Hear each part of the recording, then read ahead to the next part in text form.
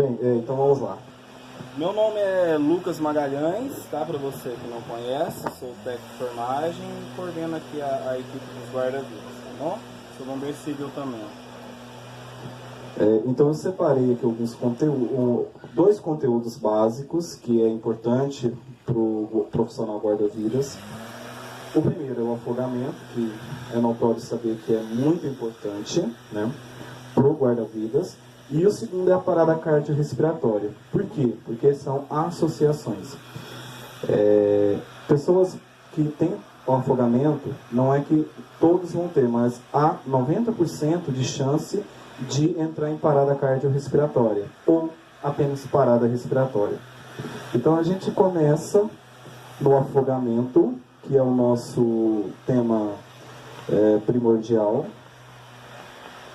tanto para o profissional de saúde como para o guarda-vidas. Primeiro, a gente tem que definir então o que é o afogamento em si.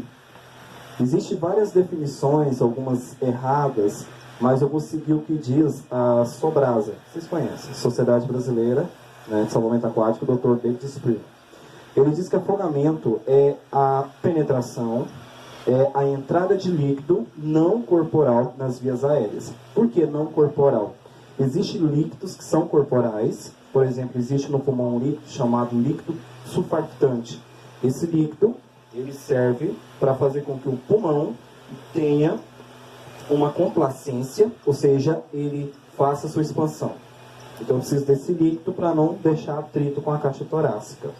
No caso, o líquido seria não corporal. Nos casos aqui, a gente tem a água. Então, o paciente que está na água, o paciente vítima, vítima, tá? Então, a definição é entrada de líquido nas vias aéreas. E o que são as vias aéreas? Existem dois tipos de vias aéreas. Existem as vias aéreas superiores e as vias aéreas inferiores. As vias aéreas superiores compreendem a primeira porção do sistema do trato respiratório, que eu tenho aqui narina, que é as fossas nasais. Passou pela narina, vai descendo. Eu tenho aqui traqueia. E aí eu tenho pulmões. Essa primeira parte da fossa nasal, entrou fossa nasal, passou traqueia, vias aéreas superiores. A partir do momento que penetra nos pulmões, através de uma divisão, eu tenho aqui a traqueia, e eu tenho uma divisão que cai dentro do pulmão. Ele se ramifica. O que é a traqueia? A traqueia é uma musculatura que serve de passagem para o ar, que fica paralelo a outra estrutura chamada esôfago. Então, se fica paralelo. Aqui nas vias aéreas superiores, eu tenho outra musculatura que eu chamo de epiglote. A epiglote é uma musculatura que serve para direcionar aonde que o ar vai. Se eu respiro, consequentemente a entrada do esôfago que vai dar no estômago tem que estar fechada. Então, o epiglote se fecha a entrada do esôfago e abre a entrada da traqueia, para que o ar vá direto para os pulmões. Quando o paciente faz alimentação, deglute, se fecha a traqueia, se abre o esôfago. E aí o alimento desce para o canal em outro trato gastrodigestivo, o TGI. Nesse caso, nas vias aéreas superiores, o ar entrou no nariz do paciente, desceu para a traqueia e foi para os pulmões. A entrada de líquido, essa entrada de líquido é considerado o afogamento. Por quê? Porque aqui tem que entrar apenas ar. O líquido ele tem que ir para o estômago. O líquido e os alimentos sólidos ou líquidos ou pastosos tem que ser direcionado para o estômago. No caso do ar, o ar tem que ser direcionado para os pulmões. Não só o oxigênio, mas todos os gases. Gases é direcionado ao sistema respiratório. Quando existe a penetração de água e essa água entra para os pulmões do paciente, nós temos o início de um afogamento. Existe afogamento e existe início de afogamento. E existe resgate. O que é isso? O afogamento em si é a parte que a água, que o líquido entra totalmente no sistema respiratório e vai para os pulmões. O que é o resgate? O resgate é uma definição também trazida pela Sobrasa. O paciente ele ingeriu um pouco de conteúdo de líquido, mas ele tossiu e expeliu esse líquido. Essa é o resgate. Agora, o afogamento é a entrada mesmo do líquido dentro dos pulmões do paciente. Bem, essa é a definição base do afogamento.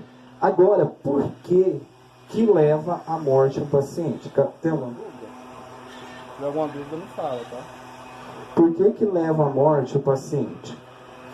Existe no corpo humano vasos sanguíneos. Eu tenho alguns tipos de vasos sanguíneos. Eu tenho artérias. Ramifica-se a artéria, se torna arteríola. Eu tenho veias. Ramifica-se veia, se torna vênulas. O que quer dizer isso?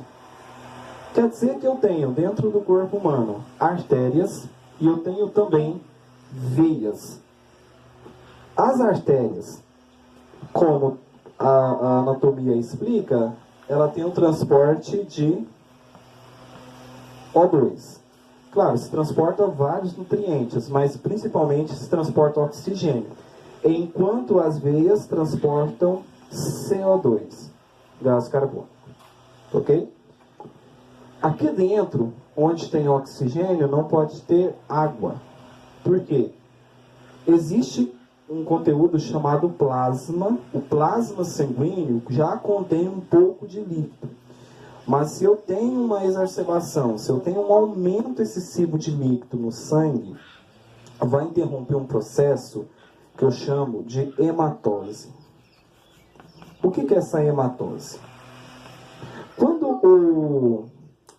o oxigênio entra nas vias aéreas superiores do paciente, desce para os pulmões, aqui ele vai se tornar uma estrutura que eu chamo de brônquios. Então existe paciente que tem bronquite.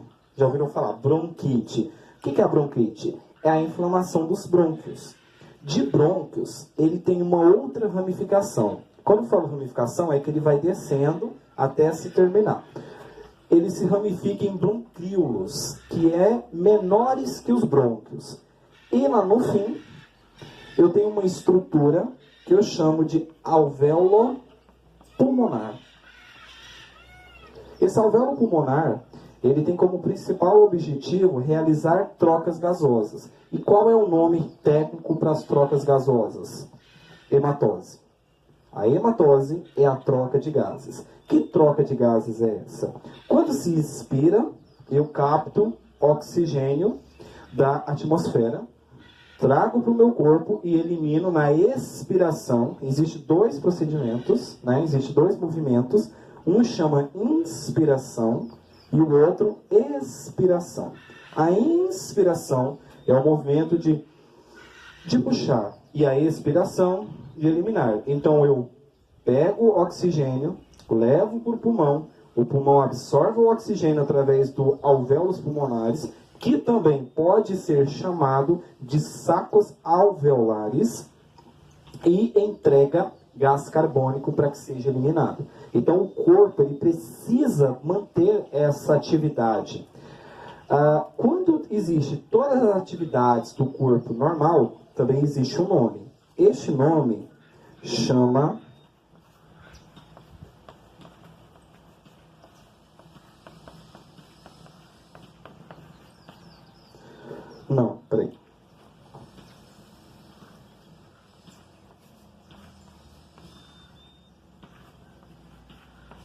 chama hemostasia.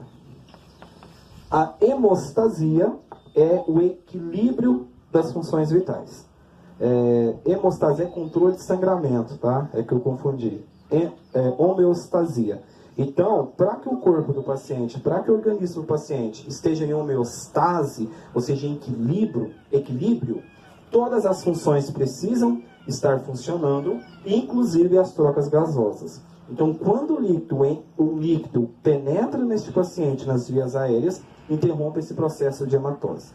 O que vai acontecer? O paciente vai ter uma redução da quantidade de oxigênio circulante. O cérebro, o encéfalo, precisa de oxigênio, glicose. Os principais alimentos do cérebro. Glicose é o açúcar. Então ele precisa da glicose e do oxigênio. Se falta, tem lesionamento encefálico, ok? E esse lesionamento encefálico é ocasionado por um termo chamado hipóxia. O que é essa hipóxia? A hipóxia é a diminuição do oxigênio. Então, o paciente afogado, o paciente afogou e não foi atendido de forma adequada. Nem sempre, não é porque existe 3 guarda-vidas aqui e um técnico de enfermagem que esse paciente às vezes vai ser bem atendido. Existem situações onde o profissional não está preparado e apto que não adianta nada.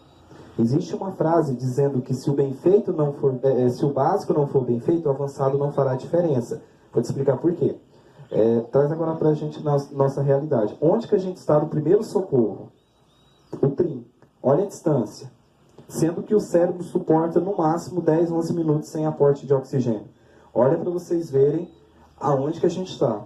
Então, abaixo de Deus, a gente que é o recurso daqui. Então, o paciente que se afoga, o paciente que não é atendido de forma rápida, eficaz e adequada, o paciente ele tem grande chance de morrer. Muita chance. Por quê?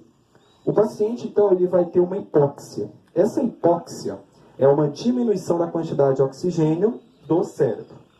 De hipóxia, se transforma em uma outra situação, que eu chamo de hipoxemia. O que difere uma da outra? A hipóxia é uma diminuição de oxigênio mais restrita, né? Ou seja, restrita por quê? Fica naquela parte do tecido. Por exemplo, parou a oxigenação do cérebro. Enquanto fica só no cérebro, eu tenho uma hipóxia. A partir do momento, presta atenção, a partir do momento que essa diminuição do oxigênio vai para todo o organismo do paciente, para todo o corpo do paciente, se torna hipoxemia. Quer saber como que identifica? Paciente cianótico. Paciente todo cianótico. Paciente em afogamento, se vocês observarem, a maioria estão cianóticas. Paciente que ficou muito tempo afogado, estão cianóticas. Por quê? Porque já entrou em hipoxemia. Diminuiu totalmente o oxigênio e aumentou o quê? O gás carbônico. Então esse paciente, ele já está em hipoxemia. De hipoxemia para entrar no óbito, é daqui para cá. Mas vamos fazer uma cascata correta. De hipoxemia, ele vai entrar em PR. O que é a PR? PR, parada respiratória. Existem 3 tipos de parada no paciente. Não é só uma. Quais que são elas? Primeiro, parada respiratória. O que é a parada respiratória? A ausência dos movimentos respiratórios. O paciente não respira, não ventila. Segundo, parada cardíaca. Parada cardíaca. O paciente respira, mas não tem pulso. Eu não sei se vocês já ouviram falar no AESP, atividade elétrica sem pulso. Já ouviu falar, né, Jonathan? Atividade elétrica sem pulso. Muitas das vezes o paciente ele respira, só que o coração não bate. E a pior de todas, parada cardiorrespiratória. PCR. Ausência de ventilações e ausência de movimentos cardíacos.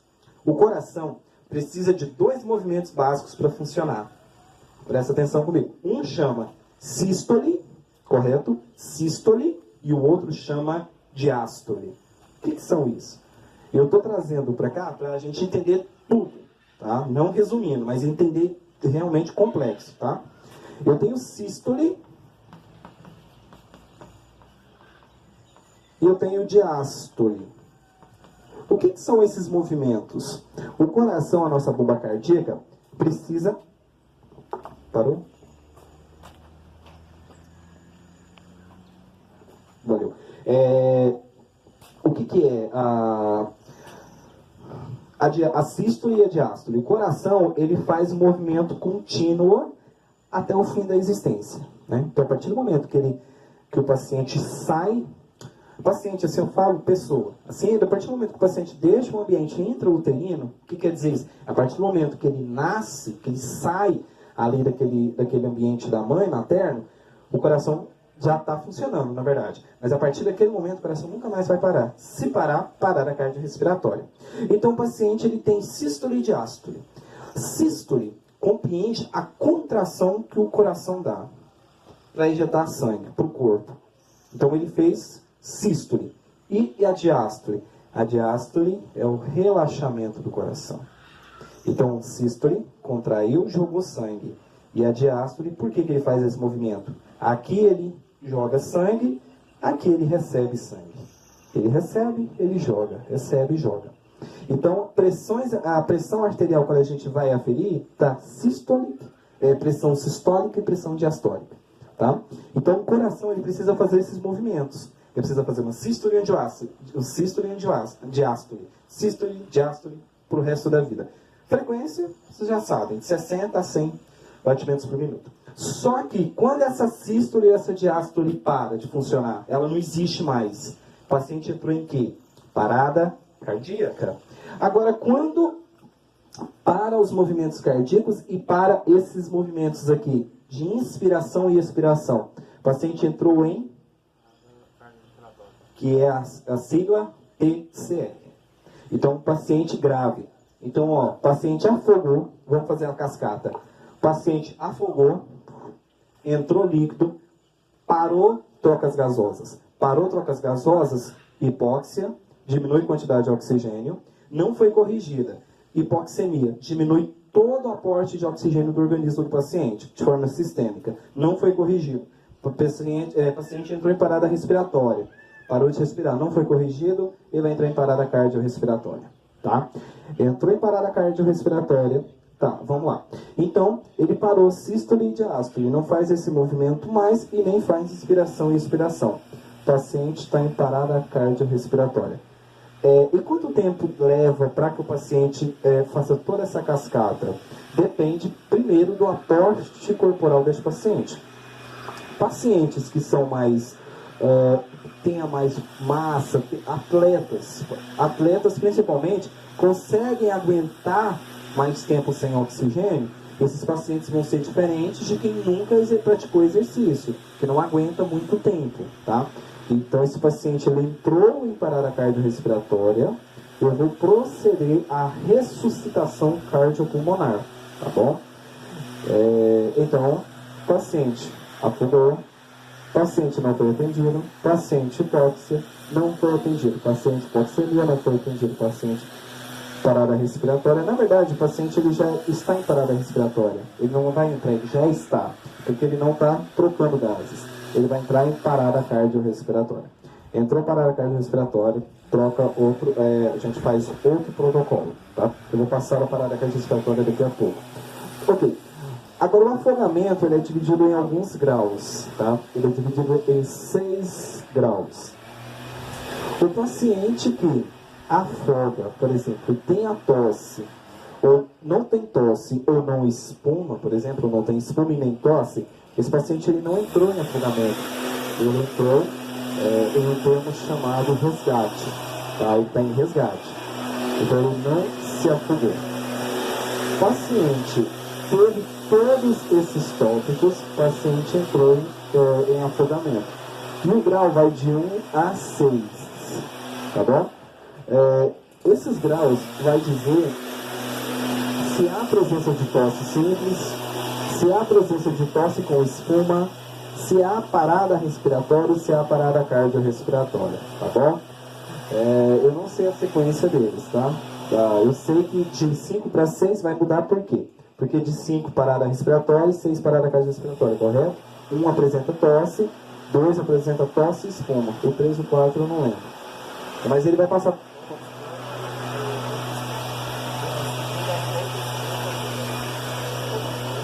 A primeira tosse. Ah, tá. Então a primeira é tosse, a segunda é pouca espuma. Depois a terceira é mais espuma, que é... Mais espuma e tosse. Ah, tá. A quinta é PR, parada respiratória, e a sexta, parada cardiorrespiratória, correto? Bem, então o paciente entrou em parada cardiorrespiratória. O que ele deve ser feito? Primeiro, vou retirar. Esse paciente ele não pode aguardar em nenhum momento. Então, por que eu digo isso? A gente ainda não tem a enfermaria, está sendo construída. O que acontece? Se o paciente ele se afogou ali naquela região, ele vai ter que ser atendido lá. Infelizmente, não tem como fazer, já vai ter que passar para o L imediatamente, vai ter que fazer a exposição da vítima ali. Por quê? Porque o tempo que eu gasto, imagina, eu vou pranchar esse paciente, vou levar para ali, já perdi uma pessoa. Então é onde está. Está cheio de curiosos, é ali que ele vai ser resgatado, tá? Então, um tópico que o protocolo traz muito bem explicado é na hora, no local. Paciente, por exemplo, vamos supor que o paciente entrou em parada cardíaca ou se afogou no lago de lá, porque aqui tem os lagos e tem outro lago de lá. Não pode nadar, mas ser humano, né? Então, ele vai lá e se afogou, por exemplo. Ele se afogou lá. Ele vai ser atendido lá. Então, por isso que quando acontece uma ocorrência, a gente precisa saber o que está acontecendo no rádio. Então, por isso que a gente pergunta, o que está acontecendo? Ah, paciente afogou. Então, eu sei que eu vou ter que levar o quê? Ambu, né? Se eu tenho DEA, eu vou levar o DEA. Se eu tenho O2, eu vou levar o O2. Por quê? Porque vai ter que ser atendido lá naquele momento, tá bom? Então, aqui, especificando o afogamento. Definição, as vias aéreas superiores, vias aéreas inferiores, parte do pulmão, tá bom? O importante também é o seguinte: existem pacientes que possuem, já por natureza própria, uma patologia ou uma situação chamada atelectasia. O que é atelectasia? O pulmão ele precisa expandir para fazer a função vital. Na atelectasia, o pulmão ele não tem complacência. O que é a complacência? O pulmão ele não se expande corretamente. Então, porventura, de forma natural, de forma fisiológica, o paciente já tem uma diminuição da resistência ventilatória, da resistência de respiração. Então, é um paciente que a gente tem que ter bastante cuidado assim, dentro da água. Agora, por exemplo, o afogamento, ele também tem uma classificação de afogamento primário e secundário. O afogamento primário, o que é esse afogamento? É um afogamento que não teve nenhuma outra causa envolvida. Agora, o afogamento secundário teve uma causa envolvida. O paciente afogou porque ele estava bêbado. É um afogamento secundário. O paciente afogou porque ele teve uma cãibra. É um afogamento secundário. É um afogamento? É, mas não primário. Outra também, paciente que tem mal súbito e morre dentro da água, é afogamento? Não é afogamento. Não é considerado pelas Fobras afogamento. Por quê? Porque a morte dele, mesmo que ele tenha, depois do seu óbito, ingerido o conteúdo, não foi isso. Foi o mal súbito. O que é o mal súbito, né? Vamos lá. Traumas mal súbitos. Mal súbitos, tudo aquilo que acontece dentro do corpo de forma inesperada. Parada cardíaca, infarto, hipoglicemia e etc. Essas partes clínicas. Então o paciente estava lá, ele já tinha uma cardiomiopatia, já tinha problema de coração. E aí o coração não aguentou e parou. Ele morreu, mas ele afogou. Mas por que ele morreu? Foi a parada cardiorrespiratória. Então não é afogamento. Nem para fins de ocorrência se põe afogamento. Se põe parada cardiorrespiratória em ambiente aquático. Ok? E também a gente pode classificar o afogamento como submersão e imersão. Existem dois tipos de afogamento também. O afogamento imerso. O afogamento imerso, o paciente está aqui de boa e entra a água, afogou. E submerso, o paciente está embaixo da água e afogou. Ou o paciente afundou e se afogou lá embaixo. Então existem esses dois tipos, né? Ele pode estar imerso, em cima da superfície da água, ou submerso, debaixo da superfície da água. Só lembrar do submarino, embaixo, tá bom? Então existem essas classificações também. Outro bastante também que é notório saber é que o XABCDE, no caso do afogamento, ele é totalmente diferente. No pré-hospitalar, no trauma, a gente não faz XABCDE. Na parada cardiorrespiratória, a gente não faz CAB. No afogamento, a gente vai para o ABC. Então ele muda. Por quê? O que eu tenho no A? Liberação das vias aéreas com controle de coluna cervical. B. Respiração. C. Circulação. No afogamento, o protocolo mudou. O protocolo é CAB, perdão, ABC. Por quê? Se foi ocasionado, se ocorreu esse afogamento por causa de entrada de líquido nos pulmões, nas vias aéreas, qual que eu tenho que fazer ela pérvia? Qual que eu tenho que liberar primeiro? As vias aéreas, correto? Então, por isso, eu faço o primeiro P. E como que eu faço essa liberação das vias aéreas? Isso eu estou fazendo aqui depois que tira da piscina, tá?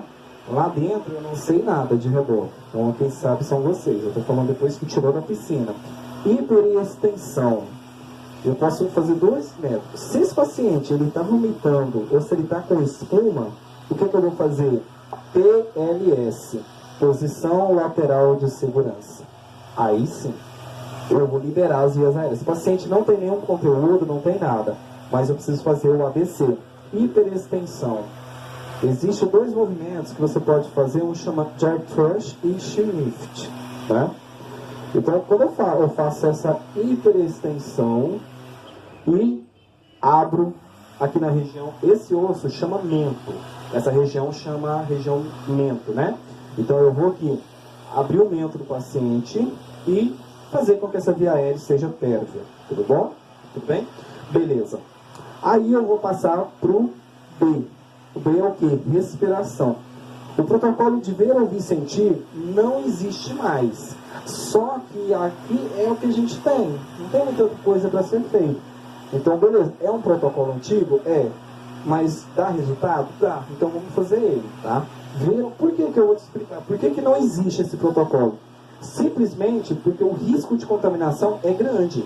Porque, ó, eu estou colocando próximo da boca do paciente. Esse paciente ele pode vir ter êmese. O que é êmese? Ele pode vomitar, né?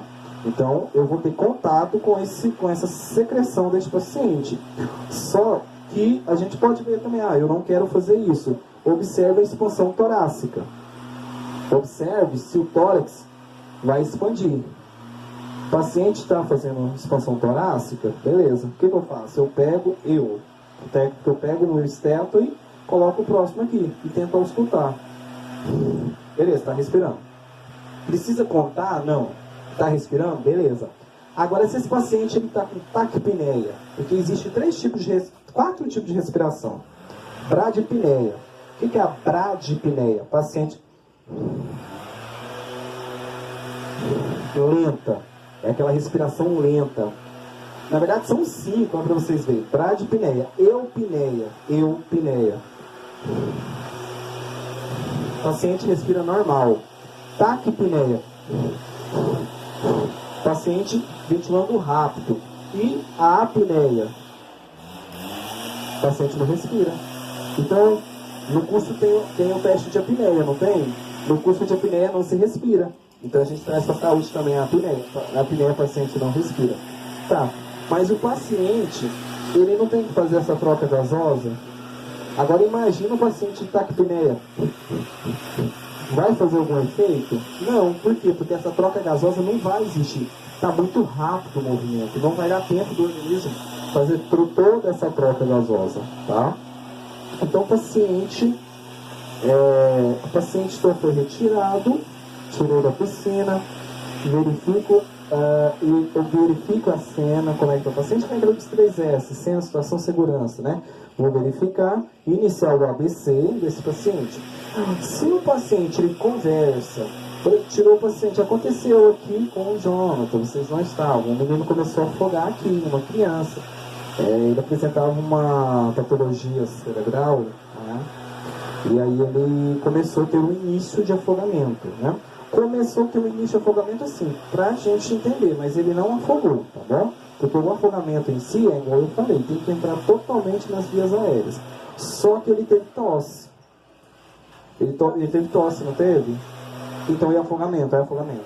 Agora, se ele tivesse só agitado, o guarda-vidas entrou, retirou, e ele não teve tosse nem espuma, é o que? Resgate. O paciente teve tosse, espumou, afogamento. Então o Jonathan retirou este paciente dali da água. O paciente ele estava com a escala de